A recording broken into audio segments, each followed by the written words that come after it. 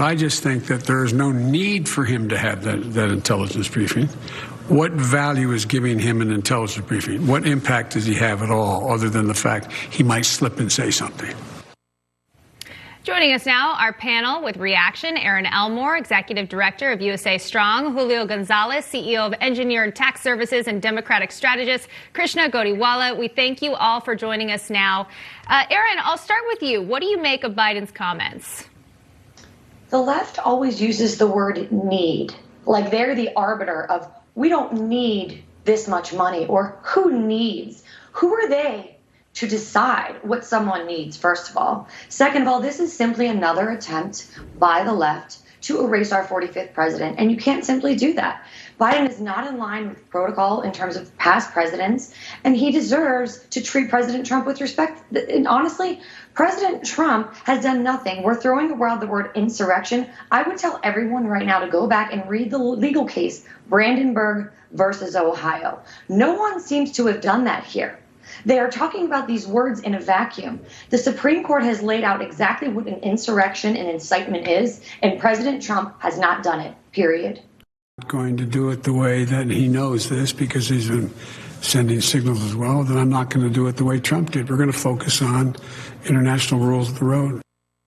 Not going to do it the way Trump did. What we know, Trump very harsh on China. Erin, let me get your thoughts on that.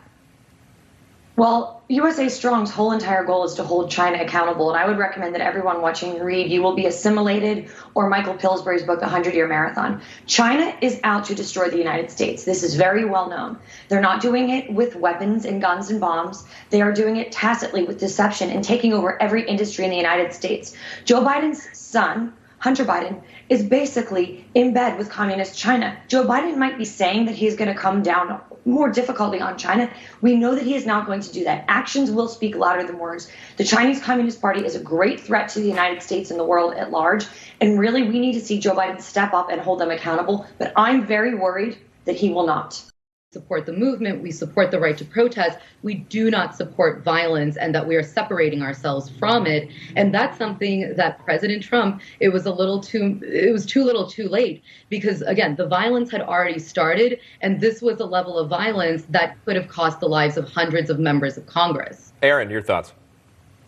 Wow, that is some excellent gaslighting and falsehoods and revisionist history from Krishna. None of that is grounded in reality. We heard nothing. The left was completely silent as major cities burned to the ground this summer. And I would also, regarding Lou Dobbs and Fox News canceling, by the way, there's a great song, Saint Stephen by the Grateful Dead, and there's a line that says, "One man gathers what another man spills."